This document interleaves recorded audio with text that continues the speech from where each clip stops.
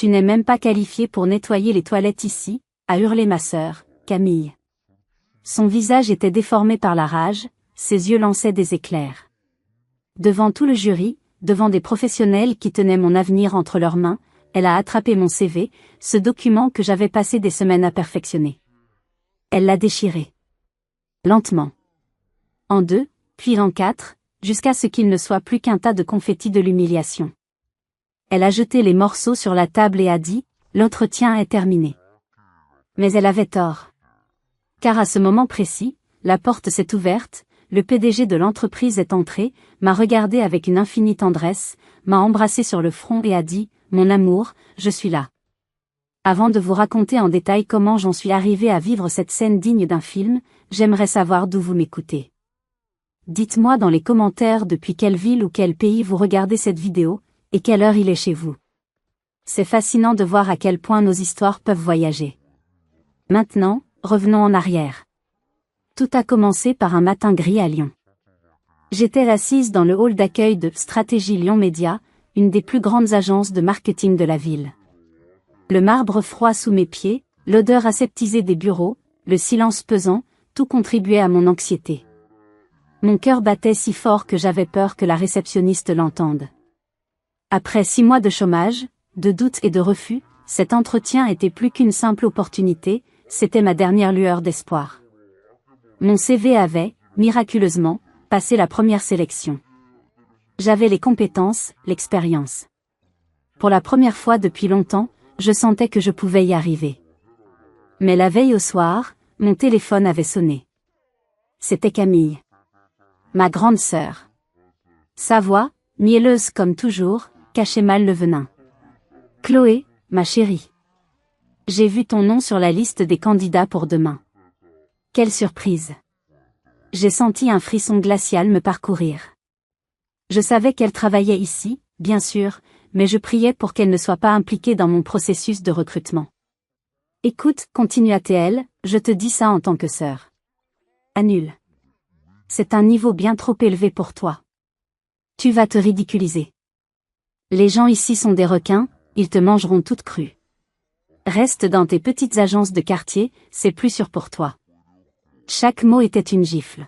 « Merci pour ton inquiétude, Camille, avais-je répondu, ma voix tremblante, mais je vais tenter ma chance. » J'avais entendu son petit rire méprisant avant qu'elle ne raccroche. Cette conversation tournait en boucle dans ma tête. La peur menaçait de me paralyser. Mais une autre voix, plus profonde, me disait de me battre. La voix de Léo, mon fiancé. « Tu es brillante, Chloé, m'avait-il dit en me prenant dans ses bras. Ne la laisse jamais te faire croire le contraire. Vas-y et montre-leur qui tu es. » C'est à ces paroles que je me suis accrochée. J'ai lissé ma jupe pour la 10e fois, j'ai pris une grande inspiration. Madame Chloé Lambert? C'était Madame Dubois, la directrice des ressources humaines. Une femme élégante avec un sourire professionnel. Nous vous attendons. Suivez-moi. Mon estomac se noua. Chaque pas dans le couloir luxueux me semblait être un pas vers l'échafaud. Elle a ouvert une grande porte en verre. Voici notre jury, Monsieur Bernard, notre directeur créatif, et Madame Camille Lambert, notre directrice de la relation client. Et voilà. Le piège était tendu. Camille était assise au centre, me regardant avec un sourire carnassier. Ce n'était pas un hasard. Elle avait tout orchestré. À cet instant, j'ai compris que je n'étais pas ici pour un entretien. J'étais ici pour une exécution publique. N'importe qui d'autre se serait enfui. Mais en croisant son regard, une vieille flamme de défi, que je croyais éteinte depuis longtemps, s'est ravivée en moi. Je ne lui donnerai pas cette satisfaction. Je me suis assise, j'ai redressé le dos, et j'ai souri. Le sourire de Camille vacilla une seconde, surprise par mon assurance. Elle ne s'attendait pas à ça. Elle s'attendait à voir la petite sœur effrayée qu'elle avait toujours connue. Mais aujourd'hui, quelque chose était différent. Ce qu'elle ne savait pas, c'est que j'étais venue armée. Pas seulement de mon portfolio, mais d'une force nouvelle, d'un amour qui m'avait reconstruite. Et surtout, elle ignorait le secret que mon fiancé, Léo, et moi partagions. Un secret qui allait bientôt faire voler en éclats son petit monde parfaitement contrôlé. La tension dans la pièce était palpable. Monsieur Bernard semblait mal à l'aise, sentant l'animosité ambiante. Madame Dubois gardait son masque professionnel, mais je voyais bien qu'elle était intriguée. L'air était lourd de non-dits, d'années de ressentiment prêtes à exploser. J'ai posé mon portfolio sur la table, un geste délibéré. Le combat allait commencer. Le sourire de Camille s'élargit, un sourire qui ne cachait aucune bienveillance, mais plutôt la promesse d'une souffrance à venir. Elle se pencha en avant, joignit ses mains sur la table, et prit la parole. Sa voix était douce, presque chantante, ce qui la rendait encore plus menaçante. Elle allait jouer son rôle de grande sœur bienveillante qui connaissait toutes mes faiblesses. Comment allais-je pouvoir me défendre contre des années de souvenirs déformés et de mensonges subtils? La partie d'échecs la plus importante de ma vie venait de débuter, et j'étais en train de jouer ma reine. En voyant le regard prédateur de Camille, toutes les vieilles blessures, celles que je pensais cicatrisées, se sont rouvertes d'un coup. Pour comprendre la haine qui animait ma sœur ce jour-là, il faut remonter le temps. Il faut comprendre ce que c'est que de grandir en étant l'ombre. Camille avait 3 ans de plus que moi. 3 ans d'avance surtout. Elle était née pour être sous les projecteurs, première à marcher, première à parler, des notes parfaites, des talents innombrables. Mes parents, éblouis, n'avaient Dieu que pour elle. Moi, j'étais la seconde, la discrète, celle qui essayait juste de suivre. Je me souviens de mon 10e anniversaire. J'étais folle de joie. J'avais gagné le premier prix d'un concours d'art de la ville. Mon tableau, un paysage de la Provence plein de couleurs vives, allait être exposé à la mairie. J'ai attendu le dîner, le moment du gâteau, pour l'annoncer à toute la famille. J'avais le cœur qui battait la chamade. Alors que j'allais prendre la parole, Camille s'est levée. Maman, papa, il faut que je vous dise. J'ai été sélectionnée pour les Olympiades nationales de mathématiques. Le silence s'est fait. Puis les exclamations, les félicitations, les embrassades. Mon annonce, ma petite victoire, s'est évaporée dans l'air. Personne ne m'a demandé ce que je voulais dire. Mon tableau a fini accroché dans ma chambre, pas sur le mur du salon. C'était la première de nombreuses fois où son éclat a éclipsé ma lumière. Cette dynamique a empoisonné toute notre adolescence. Quand j'ai été élue déléguée de ma classe, elle est devenue présidente du conseil des élèves de tout le lycée.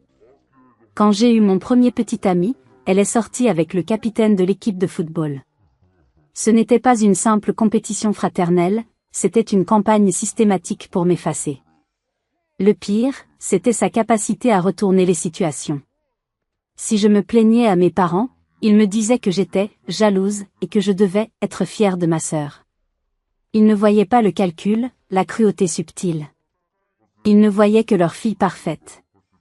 Si vous aussi, vous avez déjà eu un membre de votre famille, un frère, une sœur, qui semblait prendre un malin plaisir à saboter vos réussites, qui vous faisait constamment sentir inférieur, alors je vous invite à aimer cette vidéo et à vous abonner. Car vous savez à quel point ce sentiment d'injustice peut être dévorant. Et vous voudrez savoir comment, enfin, la roue a tourné. À l'université, j'ai cru que la distance physique nous aiderait. J'ai choisi d'étudier le marketing à Paris, tandis qu'elle faisait une grande école de commerce à Lyon. Mais même à des centaines de kilomètres, son ombre me suivait. Chaque réunion de famille était une tribune pour ses succès. Camille vient d'obtenir un stage chez L'Oréal. Camille part 6 mois à New York. Pendant ce temps, mes propres réussites, mes projets universitaires primés, mes stages dans des agences créatives, semblaient dérisoires en comparaison. Ah, c'est bien, ma chérie, disait ma mère d'un air distrait, avant de recentrer la conversation sur les exploits de son aînée. Un jour, je l'ai confrontée. Je lui ai demandé pourquoi elle ne pouvait pas, juste une fois, être heureuse pour moi. Sa réponse m'a glacée. Parce qu'il n'y a de la place que pour une seule gagnante dans cette famille, Chloé. Et ce ne sera jamais toi. Tu n'as pas l'étoffe pour ça. Cette phrase est devenue ma prison.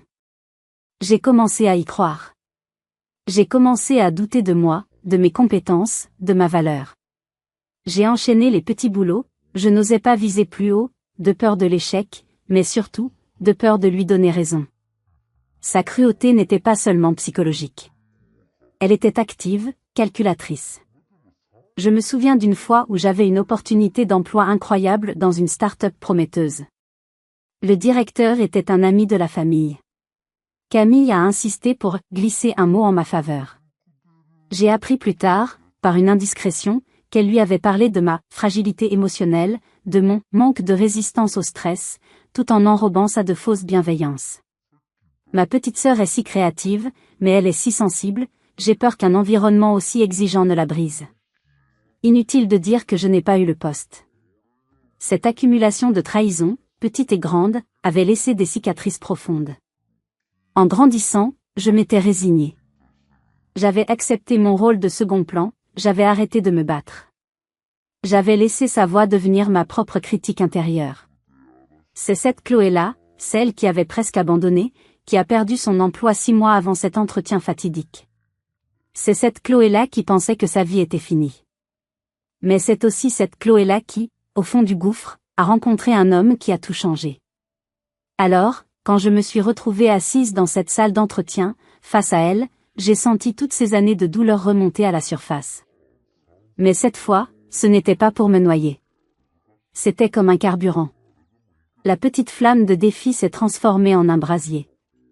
Non, je ne la laisserai pas gagner cette fois. Je ne savais pas encore comment, mais je savais que je ne sortirais pas de cette pièce en victime. Je la regardais droit dans les yeux, mon calme la déstabilisant, et j'attendais qu'elle fasse le premier pas. J'étais prête. Tomber au plus bas a un avantage, la seule direction possible est vers le haut.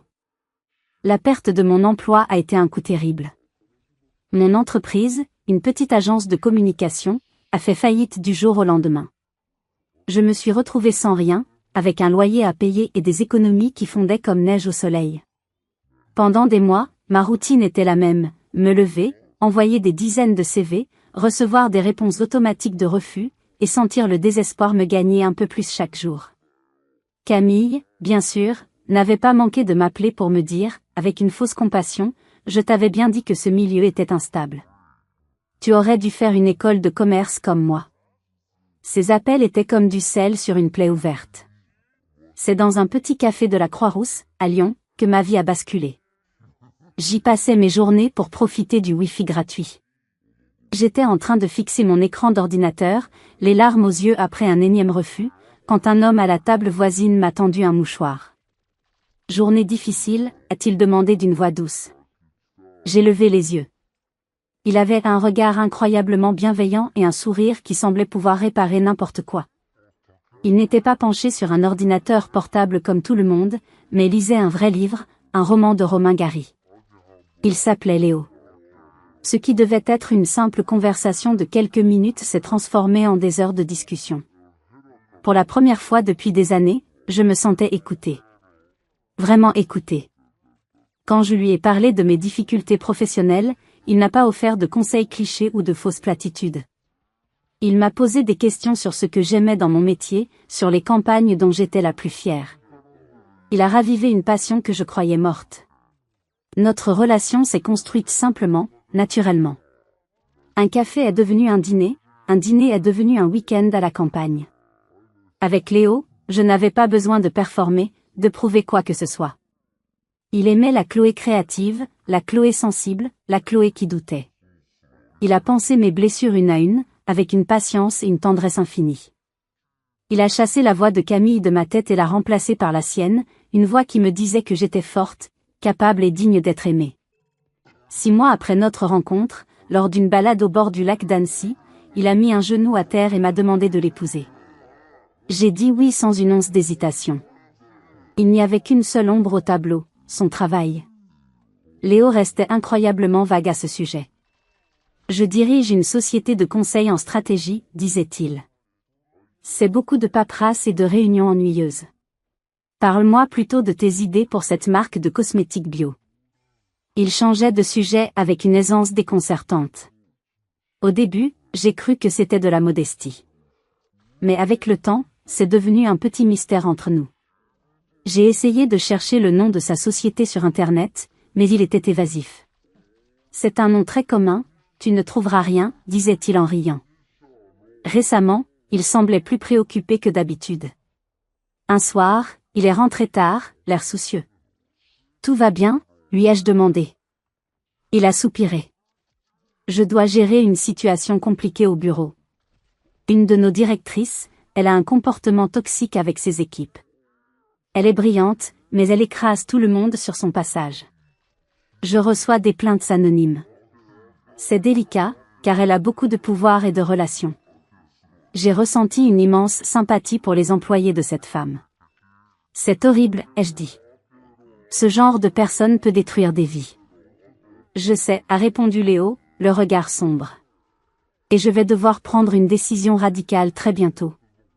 Je n'imaginais pas une seconde à quel point cette conversation nous concernait directement. C'est Léo qui a trouvé l'annonce pour le poste chez Stratégie Lyon Média. Regarde, Chloé. C'est parfait pour toi. Tu as toutes les compétences requises. Mon cœur s'est serré quand j'ai vu le nom de l'entreprise. Léo, c'est là que Camille travaille. C'est impossible.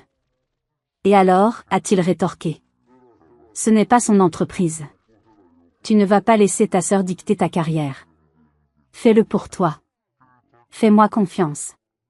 Il y avait une telle assurance dans sa voix que mes doutes se sont envolés. J'ai postulé, sans grand espoir.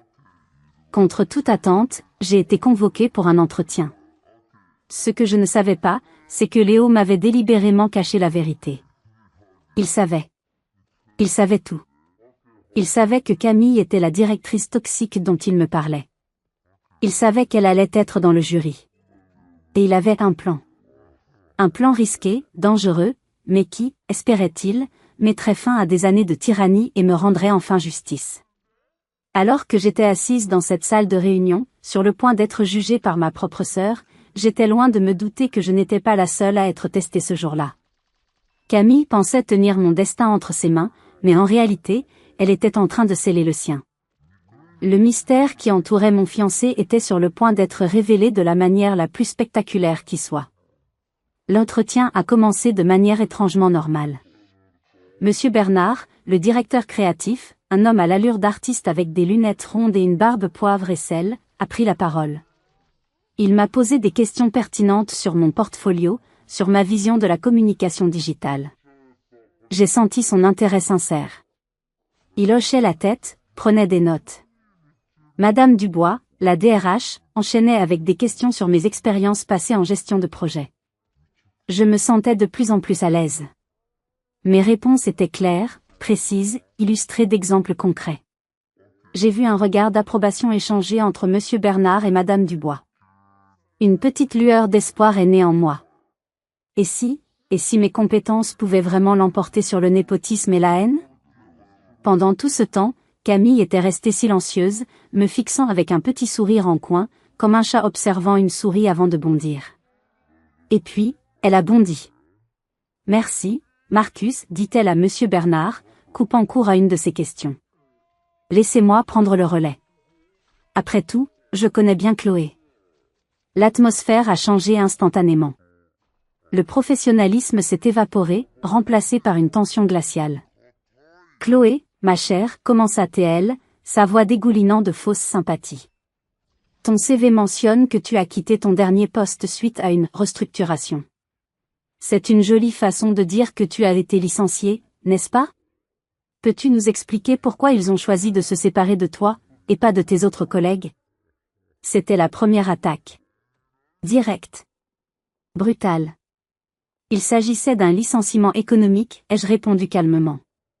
La règle du dernier arrivé, premier parti a été appliquée.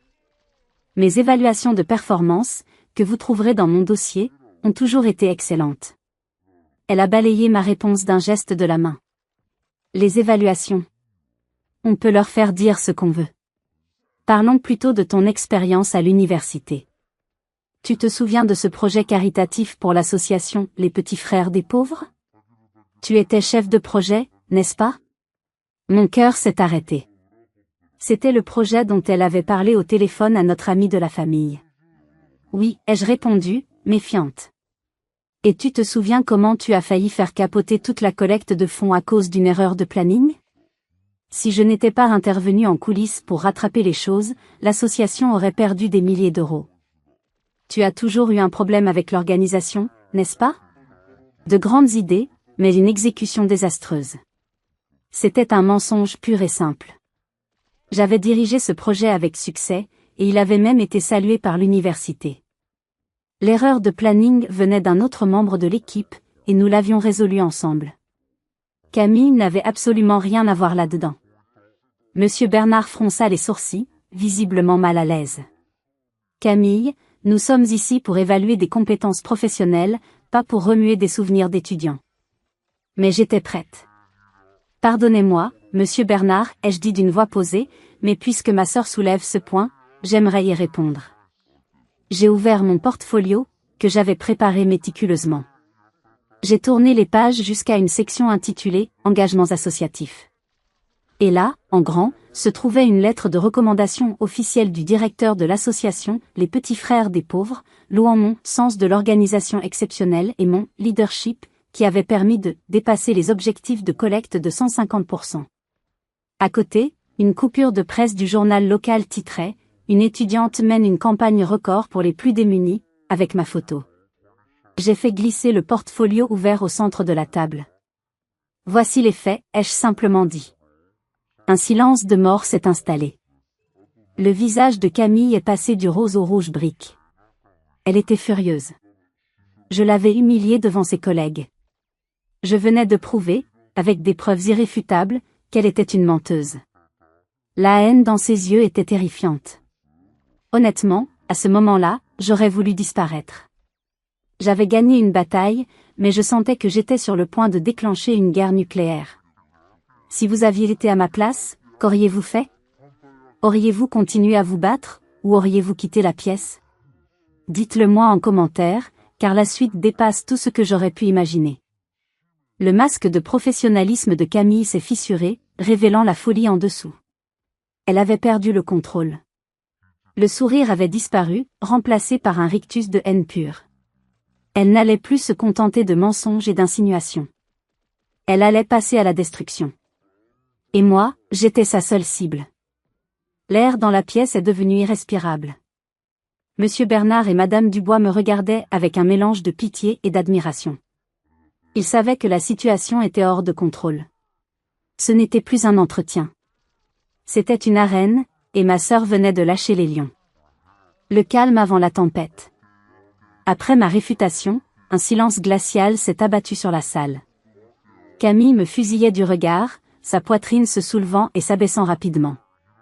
Elle était acculée, et un animal blessé est toujours le plus dangereux. Elle a décidé d'abandonner toute prétention de professionnalisme et d'utiliser l'arme la plus cruelle, l'humiliation publique. Tu es bien préparée, petite sœur, siffla-t-elle, sa voix tremblante de rage contenue. Tu as toujours été douée pour sauver les apparences. Mais parlons de ce que les lettres de recommandation ne disent pas. Parlons de ton vrai caractère. Elle s'est tournée vers les deux autres membres du jury, son visage se composant une expression de fausse gravité. Ce que vous devez savoir sur Chloé, c'est qu'elle est fondamentalement instable.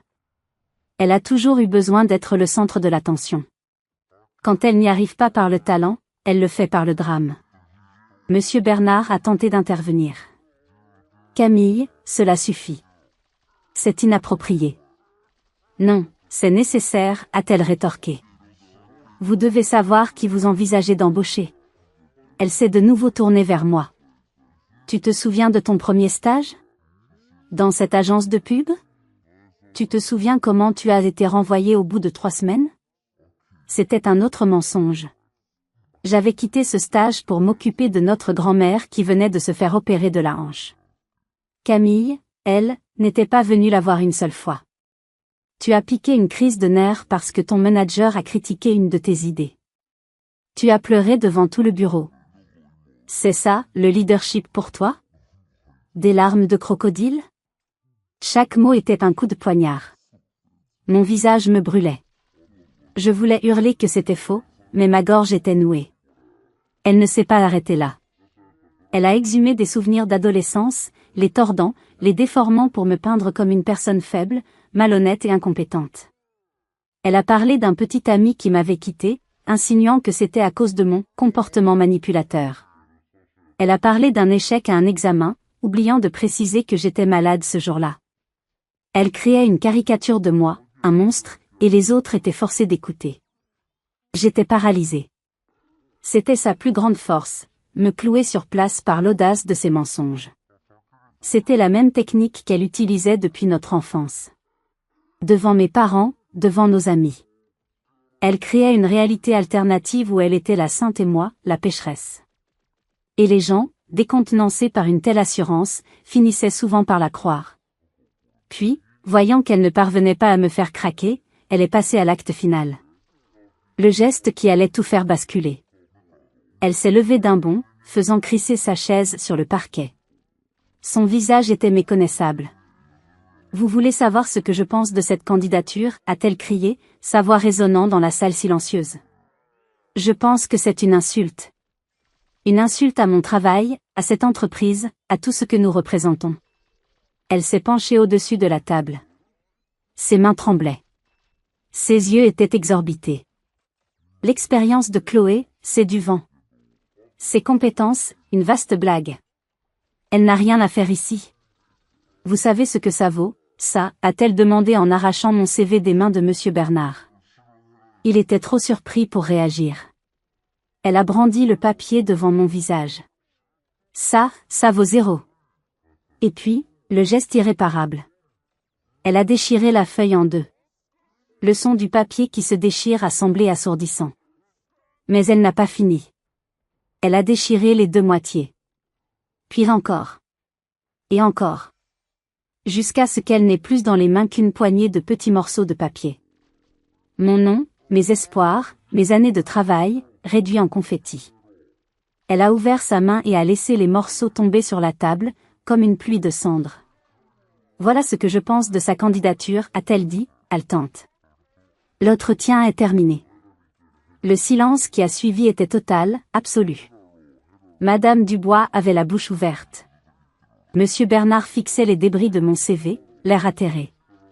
Personne ne bougeait. Personne ne parlait. J'ai senti les larmes monter, brûlantes. Mais je me suis interdit de pleurer. Pas devant elle. Je ne lui donnerai pas cette satisfaction. J'ai relevé la tête, et je l'ai regardée. À cet instant, je n'ai pas vu ma sœur. J'ai vu une étrangère, une personne rongée par une jalousie si profonde qu'elle en avait perdu toute humanité. Et au lieu de la peur, j'ai ressenti une immense pitié. C'est à ce moment précis, au point le plus bas de mon humiliation, que j'ai senti quelque chose changer en moi. La peur avait disparu, remplacée par un calme étrange, une clarté nouvelle. Et c'est là que la porte s'est ouverte. Doucement, sans bruit. Un homme se tenait sur le seuil. Grand, élégant. Il a observé la scène pendant une seconde, son visage impénétrable. Puis ses yeux ont trouvé les miens. Et tout le chaos en moi s'est apaisé. Le temps semblait s'être arrêté. La porte s'est ouverte et Léo est apparu. Mon Léo. Il portait un costume gris anthracite parfaitement coupé qui soulignait sa stature. Il n'avait pas l'air pressé, ni en colère. Juste calme. Terriblement calme. Son regard a balayé la pièce en une fraction de seconde, enregistrant chaque détail, les visages choqués de Monsieur Bernard et Madame Dubois, les confettis de mon CV sur la table, et le visage triomphant mais hagard de Camille, qui, me tournant le dos, ne l'avait pas encore vu. Puis ses yeux se sont posés sur moi. La dureté de son expression s'est adoucie, remplacée par une chaleur et une tendresse qui m'étaient si familières. C'était un message silencieux, juste pour moi, je suis là. Tout va bien se passer. Camille, toujours dans son rôle, a continué son monologue, inconsciente du changement cataclysmique qui venait de se produire. Je ne tolérerai pas qu'on fasse perdre son temps à mon équipe avec des candidatures aussi pathétiques. C'est une question de standard. Camille a tenté de murmurer Monsieur Bernard en lui faisant signe de se retourner. Pas maintenant, Marcus, l'a-t-elle rabroué. Il est important que tout le monde comprenne bien. C'est elle ou moi. Et je pense qu'on sait tous qui a le plus de valeur pour cette entreprise. C'est à ce moment-là que Léo a fait un pas dans la pièce. Le bruit de ses chaussures sur le parquet a finalement attiré l'attention de ma sœur. Elle s'est retournée, l'air agacé d'être interrompue. « Excusez-moi, nous sommes en... » Les mots sont morts dans sa gorge. Son visage a été un spectacle fascinant. D'abord, l'incompréhension. Puis la reconnaissance. Puis le choc. Un choc si violent que toute couleur a quitté ses joues. Sa bouche s'est ouverte, puis refermée, comme un poisson hors de l'eau. Elle, la femme qui avait toujours réponse à tout, était devenue muette. Léo l'a complètement ignorée. Il a traversé la pièce, ses pas résonnant dans le silence de mort. Il est venu droit sur moi. Il a posé une main sur ma joue, son pouce caressant doucement ma peau. Puis, devant tout le monde, il s'est penché et a déposé un baiser sur mon front. Mon amour, a-t-il murmuré, sa voix n'étant qu'un souffle, mais tout le monde l'a entendu. Pardonne mon retard. Ma réunion a duré plus longtemps que prévu. Le monde de Camille s'est effondré à cet instant. J'ai presque pu l'entendre se briser en 1000 morceaux. Le lien entre moi et cet homme, ce lien qu'elle ne comprenait pas, était en train de signer sa fin. C'est Monsieur Bernard qui a retrouvé la parole le premier. Il s'est levé, tout comme Madame Dubois, par réflexe de respect. Monsieur Martin. Nous ne vous attendions pas. Martin. Léo Martin. Le nom du fondateur et PDG de Stratégie Lyon Média. Le PDG mystérieux que personne ne voyait jamais, qui dirigeait son empire depuis un bureau au dernier étage. Mon Léo. Mon fiancé simple et modeste qui lisait des livres dans un café. Tout s'est connecté dans mon esprit. Le mystère de son travail. Ses conversations sur la directrice toxique. Son insistance pour que je postule ici. Tout était un plan. Un plan incroyablement audacieux. Camille a finalement réussi à articuler quelques mots.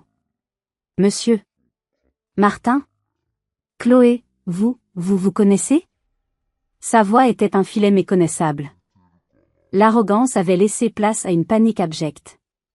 Léo s'est redressé, sans jamais me lâcher la main. Il a regardé Camille droit dans les yeux. Et pour la première fois, je l'ai vu tel qu'il était vraiment au travail, un leader. Froid, précis, et absolument sans pitié face à l'injustice. Chloé est ma fiancée, a-t-il dit calmement. Le mot « fiancée » a résonné comme un coup de tonnerre. Puis son regard s'est posé sur les débris de mon CV. Maintenant, est-ce que quelqu'un peut m'expliquer ce qu'il s'est passé ici? Et pourquoi le CV d'une candidate se retrouve-t-il dans cet état? Le silence était si lourd qu'on aurait pu le couper au couteau. Personne n'osait parler. Tous les regards étaient tournés vers Camille. Ma sœur, qui avait passé sa vie à me rabaisser, à me faire sentir petite et insignifiante, était maintenant seule, exposée, face à l'homme le plus puissant de l'entreprise. Et cet homme tenait ma main. La roue avait tourné. Oh, comme elle avait tourné. Le procès de Chloé Lambert était terminé. Le procès de Camille Lambert allait commencer. Et le juge venait d'entrer dans la salle. L'autorité de Léo était totale. Personne n'osait respirer. Il a balayé la salle du regard, puis sa voix, calme mais tranchante comme une lame, a brisé le silence. Madame Dubois, Monsieur Bernard, je vous remercie. Vous pouvez nous laisser. Je vais conclure cet entretien moi-même. Ils n'ont pas demandé leur reste. Ils ont ramassé leurs affaires en silence, m'adressant un regard de compassion en passant. Quand la porte s'est refermée, nous n'étions plus que 3. Le prédateur, la victime, et le justicier. Léo a contourné la table et s'est assis à la place de Monsieur Bernard, juste en face de Camille. Il a joint ses mains, son visage une toile blanche d'impassibilité. Asseyez-vous, Camille. C'était un ordre, pas une suggestion. Ma sœur s'est effondrée sur sa chaise, comme une marionnette dont on aurait coupé les fils. Alors, commença Léo. Expliquez-moi. Camille a tenté de reprendre contenance. Elle a essayé d'utiliser le charme et la manipulation qui l'avaient toujours si bien servi. Monsieur Martin. Léo. Je ne savais pas. C'est un terrible malentendu. Si j'avais su que Chloé était votre fiancée. Si vous aviez su la coupe à Léo, glaciale, vous auriez été hypocrite en plus d'être cruel. La question n'est pas de savoir qui elle est. La question est de savoir ce que vous avez fait. Vous avez humilié une candidate. Vous avez détruit un document de l'entreprise. Vous avez transformé un processus de recrutement en un règlement de compte personnel. Est-ce bien cela? Non, Ce n'est pas ça, protesta Camille, la voix gagnant en assurance. C'est elle. Elle a postulé ici exprès pour me nuire. Pour envahir mon territoire, pour me voler la vedette, comme elle l'a toujours fait. C'était trop. C'est ridicule, ai-je dit, ma propre voix me surprenant par sa fermeté. Je ne savais même pas que Léo était le PDG avant aujourd'hui. J'ai failli annuler quand j'ai vu que tu travaillais ici. Léo a levé une main pour m'arrêter, ses yeux toujours rivés sur Camille. Elle dit la vérité. Je lui ai délibérément caché ma position. En revanche, moi, je savais que vous étiez sa sœur. Je le sais depuis des mois. Le visage de Camille se figea. Quand j'ai vu le nom de Chloé dans les candidatures, j'ai été curieux. Je me suis dit que c'était l'occasion de voir si la femme brillante que mes directeurs me décrivaient était aussi une personne décente. Je me demandais si vous aviez dépassé les rivalités d'enfance. Il marqua une pause. Apparemment, non. Ce n'est pas une rivalité d'enfance, s'écria-t-elle. C'est une question de protéger les standards de l'entreprise. En mentant, demanda Léo. En inventant des histoires sur son passé? En la traitant d'incompétente alors que son portfolio est, objectivement, l'un des meilleurs que nous ayons reçus cette année? Il se pencha en avant. Parlons de standards, Camille. Parlons de votre CV. Il a sorti son téléphone, a tapé quelques secondes, puis l'a fait glisser sur la table devant elle. La campagne pour les hôtels Le Grand Chêne. Une campagne qui a remporté 3 prix nationaux. Vous avez affirmé l'avoir dirigée dans votre ancienne entreprise. C'est ce qui vous a valu votre promotion ici. Le dernier semblant de couleur quitta le visage de ma sœur. Je faisais partie de l'équipe, bafouilla-t-elle. Vous étiez assistante junior sur le projet, corrigea Léo. Le directeur de la campagne était un certain Simon Dubois. Je l'ai appelé la semaine dernière. Il a été très surpris d'apprendre que vous vous en attribuiez tout le mérite. Le piège s'était refermé. Léo ne l'avait pas seulement prise en flagrant délit de harcèlement, il venait de prouver qu'elle était une fraude. Toute sa carrière, toute sa réussite, était basée sur un mensonge. Des larmes de rage et d'humiliation ont commencé à couler sur les joues de Camille. Alors c'est ça? Vous m'avez espionné? Vous allez me virer? Pour un petit mensonge sur un CV? Après tout ce que j'ai apporté à cette boîte? Ce que vous avez apporté, dit Léo en se levant, ne compense pas ce que vous avez détruit aujourd'hui. Vous avez créé un environnement de travail toxique. Vous avez un ego surdimensionné qui vous fait croire que tout vous est permis. Et vous avez manqué de respect à la valeur la plus importante de cette entreprise, l'intégrité. Il a contourné la table. Non, Camille. Je ne vais pas vous virer. Ce serait trop simple. Vous allez avoir l'opportunité de réfléchir à vos actes. Il s'est arrêté devant elle. À compter de lundi, vous êtes muté à notre agence de Lille. Vous serez sous la direction de Madame Fournier. Elle est déjà au courant du contexte. Vous repartirez de zéro, sur des petits comptes clients. C'est ça, ou la démission. À vous de choisir. Lille.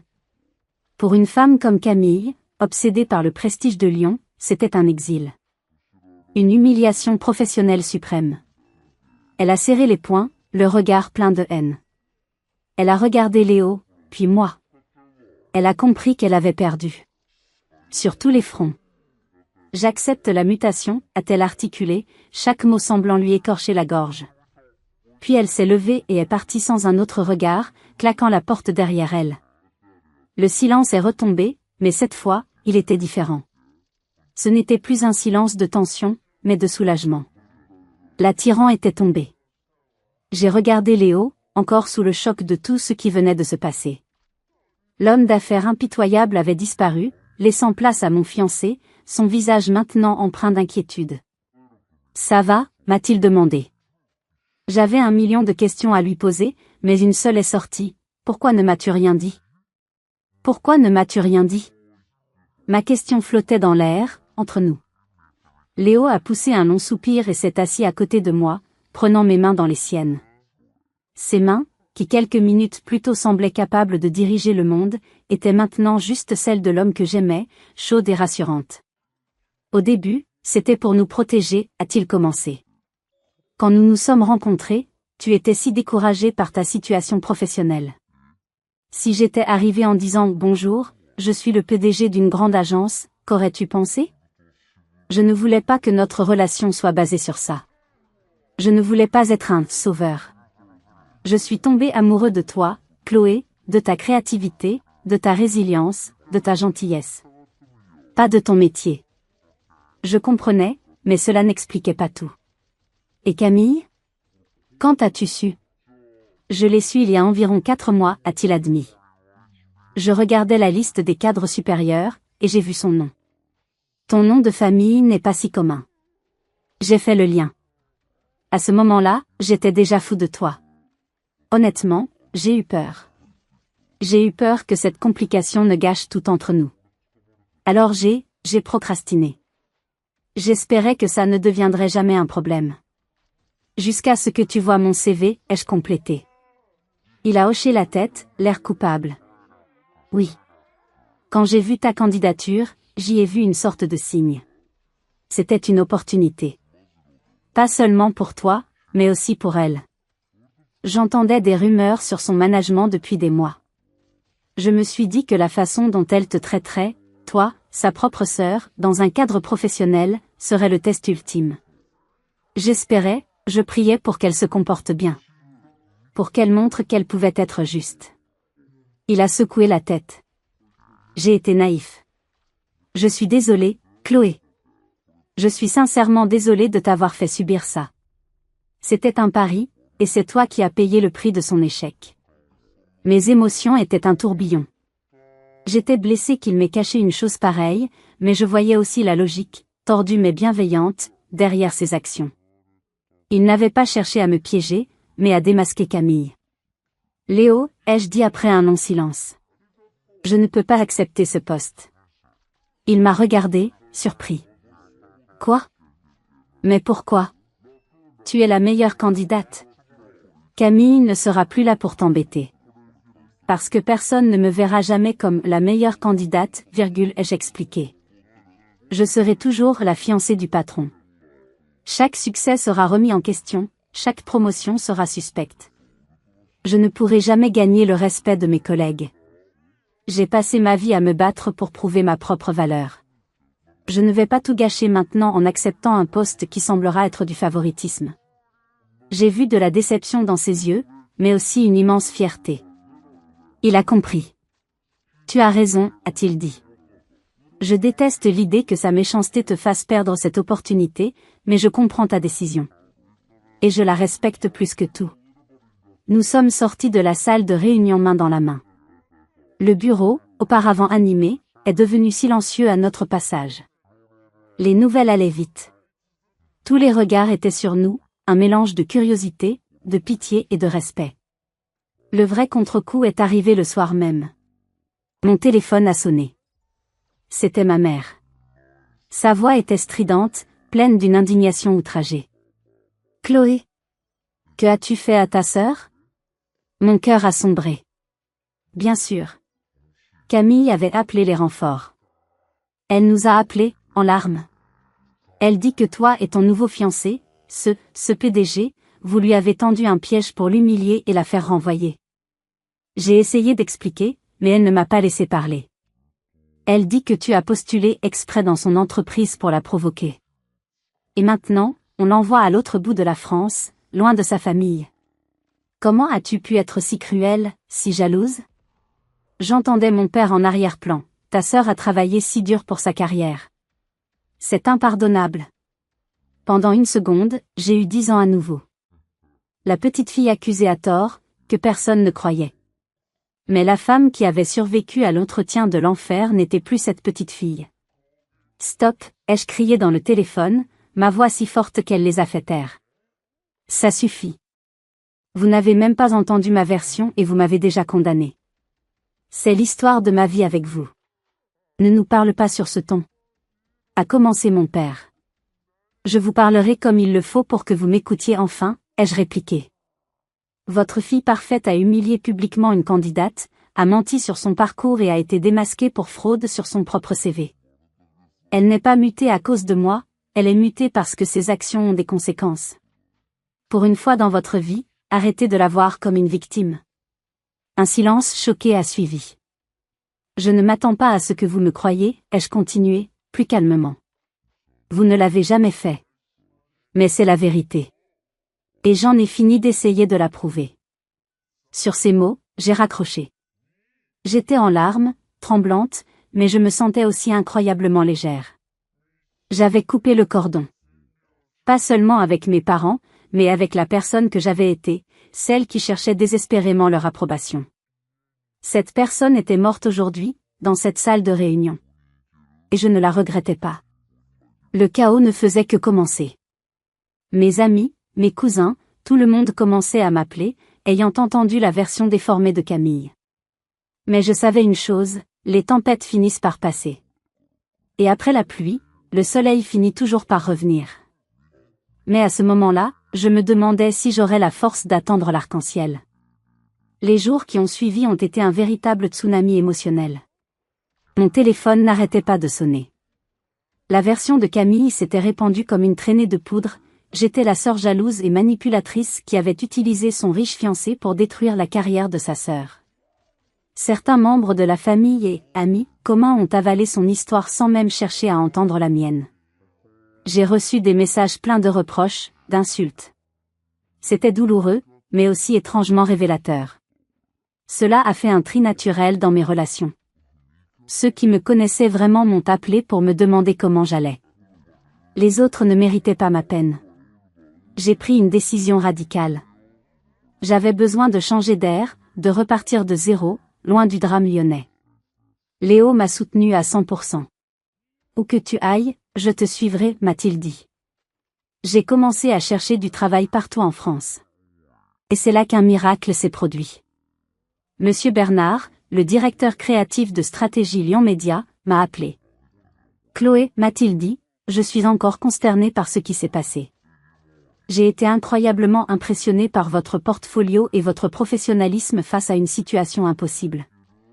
Une de mes amies dirige une agence formidable à Paris, Clarté Créative. Ils cherchent quelqu'un comme vous. Puis-je leur transmettre votre CV? J'étais submergée par l'émotion. Ce geste de pure gentillesse professionnelle était un baume sur mes blessures. 3 semaines plus tard, après 2 entretiens, j'ai signé mon contrat. J'étais la nouvelle directrice de stratégie marketing chez Clarté Créative. Un poste encore meilleur que celui pour lequel j'avais postulé à Lyon. Je déménageais à Paris. Une nouvelle ville, un nouveau travail, une nouvelle vie. Léo a tenu sa promesse. Étant le PDG, il pouvait travailler de n'importe où. Nous avons trouvé un magnifique appartement avec vue sur les toits de Paris. Lentement, j'ai commencé à guérir. Mon nouveau travail était passionnant, mes collègues bienveillants et respectueux. Ils me jugeaient sur mes compétences, pas sur mon histoire familiale. J'ai dirigé des campagnes qui ont remporté des prix. Je me suis épanouie. Pendant ce temps, la situation avec ma famille restait tendue. Mes parents et moi ne nous parlions presque plus. Puis, un jour, environ 3 mois après mon déménagement, ils sont venus à Paris. Ils voulaient me voir. Le dîner était tendu au début. Puis mon père a pris la parole. Chloé, nous te devons des excuses. Il m'a expliqué qu'après notre appel, il avait décidé de mener sa propre enquête. Il avait appelé Simon Dubois, l'ancien patron de Camille. Il avait aussi parlé à Monsieur Bernard. Nous avons été aveugles, a dit ma mère, les larmes aux yeux. Nous étions si fiers de Camille, de sa réussite, que nous n'avons pas voulu voir sa part d'ombre. Et nous avons été injustes avec toi. Terriblement injustes. Nous t'avons sacrifié sur l'autel de sa gloire. Peux-tu nous pardonner?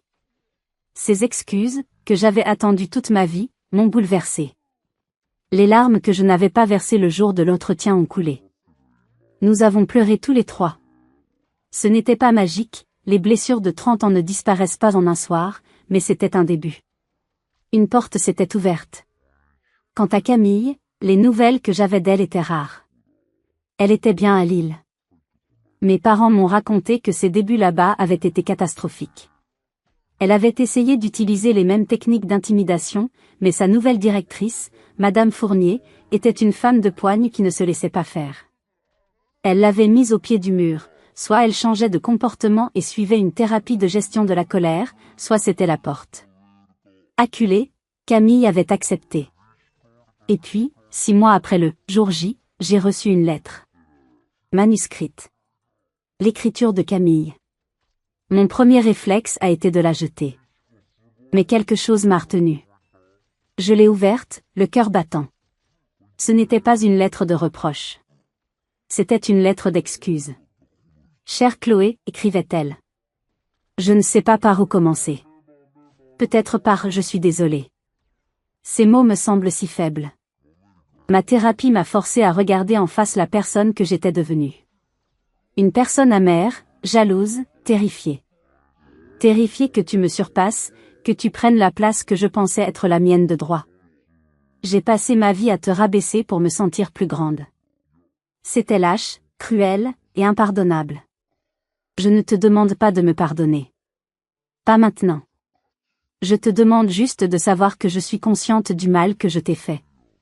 Et que chaque jour, j'essaie de devenir quelqu'un de meilleur. Quelqu'un qui, un jour peut-être, méritera d'être ta sœur. J'ai lu et relu cette lettre, les larmes brouillant les mots. C'était la chose la plus honnête qu'elle m'ait jamais dite. La haine que j'avais ressentie pour elle s'était transformée en une immense tristesse. Elle n'était pas un monstre. Juste une personne profondément malheureuse, piégée dans ses propres insécurités. La reconstruction ne concernait pas seulement ma carrière ou ma relation avec mes parents. Elle concernait aussi, et c'était le plus inattendu, la possibilité d'une nouvelle relation avec ma sœur. Mais pouvais-je vraiment faire confiance à ce changement? Une vie entière de trahison pouvait-elle être effacée par une seule lettre? La lettre de Camille a marqué un tournant. Je ne lui ai pas répondu tout de suite. J'avais besoin de temps. Le pardon n'est pas un interrupteur qu'on actionne. C'est un chemin. J'ai commencé par lui envoyer un court message pour lui dire que j'avais bien reçu sa lettre et que j'appréciais sa démarche. C'était un petit pas, mais c'était un début. 1 an plus tard, Léo et moi avons organisé notre mariage. Une cérémonie simple et intime, dans un magnifique domaine viticole près de Bordeaux, entouré de nos amis les plus proches et de ma famille. Mes parents étaient là, rayonnants. Notre relation s'était approfondie, basée sur une nouvelle honnêteté. Ils faisaient des efforts constants pour me montrer leur amour et leur fierté, des efforts qui guérissaient mon cœur d'enfant blessé. La question de la présence de Camille s'est posée. Léo m'a laissé entièrement le choix. C'est ta journée, mon amour. Tu dois être entouré uniquement de personnes qui t'apportent de la joie. J'ai longuement hésité. Puis, j'ai décidé de lui envoyer une invitation. Pas parce que tout était pardonné, mais parce que c'était le seul moyen de tourner la page, de ne pas laisser la haine du passé empoisonner mon avenir. Elle a répondu par un simple mot, ce serait un honneur. Je comprendrai si tu changes d'avis. Le jour du mariage, elle est venue. Seule. Elle était élégante, mais discrète. Elle est restée en retrait, parlant poliment à quelques invités, observant la cérémonie de loin. Il n'y avait plus aucune trace de l'arrogance d'autrefois. À sa place, il y avait une sorte de timidité, de vulnérabilité que je ne lui avais jamais connue. Pendant la réception, je suis allée la voir. Elle était près d'un grand chêne, un verre à la main. Merci d'être venue, Camille, lui ai-je dit. Elle a eu un petit sourire triste. Merci de m'avoir invitée. C'est une très belle cérémonie, Chloé. Vous êtes magnifiques tous les deux. Il y a eu un silence. Il t'aime vraiment, a-t-elle ajouté doucement. Je ne l'avais pas vu ce jour-là. J'étais aveuglée par ma propre misère. Mais c'est un homme bien. Tu mérites ce bonheur. Et toi, comment ça va à Lille, ai-je demandé, pour changer de sujet. Pour la première fois, j'ai vu un éclat de véritable enthousiasme dans ses yeux. Bien. Vraiment bien. Madame Fournier est dure, mais juste. Elle m'a poussé dans mes retranchements, m'a forcé à collaborer, à écouter. J'ai découvert que j'aimais travailler en équipe. J'ai découvert que le succès des autres ne diminuait pas le mien. Elle a regardé au loin. Je crois que, je commence à m'apprécier un peu. Cette conversation n'a pas tout effacé. Mais elle a ouvert une porte. La porte d'un avenir où nous pourrions être des sœurs. Pas les meilleurs amis du monde, peut-être. Mais des sœurs. Qui se respectent, qui peuvent partager un moment de paix sous un chêne, lors d'un mariage. Aujourd'hui, je regarde ma vie et je mesure le chemin parcouru. La femme qui se tenait au bord du gouffre il y a 2 ans n'existe plus. J'ai un travail que j'adore, un mari qui est mon roc, et une famille qui, malgré ses imperfections, apprend à s'aimer honnêtement. J'ai appris la leçon la plus importante de toutes, notre valeur ne se mesure pas à l'aune du succès des autres. Elle ne dépend pas de l'approbation de nos parents ou de la défaite de nos rivaux. Notre valeur vient de l'intérieur. De notre capacité à rester intègre face à l'injustice, à choisir la dignité face à l'humiliation, et à trouver la force de se reconstruire, encore et encore. Mon histoire est celle d'une trahison, mais c'est aussi et surtout une histoire de résilience. Elle prouve que même les relations les plus toxiques peuvent évoluer, et que même après la nuit la plus sombre, le soleil finit toujours par se lever. Merci infiniment d'avoir écouté mon histoire jusqu'au bout. Si elle a résonné en vous, si vous avez vous-même dû vous battre contre la jalousie ou l'injustice, n'hésitez pas à aimer cette vidéo, à la partager avec quelqu'un qui aurait besoin d'entendre qu'un nouveau départ est toujours possible. Et surtout, racontez-moi votre histoire dans les commentaires. Quelles sont les batailles que vous avez gagnées? Comment avez-vous trouvé la force de vous relever? Rappelez-vous toujours, vous n'avez pas besoin d'éteindre la lumière de quelqu'un d'autre pour que la vôtre puisse briller. Votre propre lumière est unique, et elle est assez puissante pour éclairer votre propre chemin. Soyez fiers de qui vous êtes. À très bientôt pour une nouvelle histoire.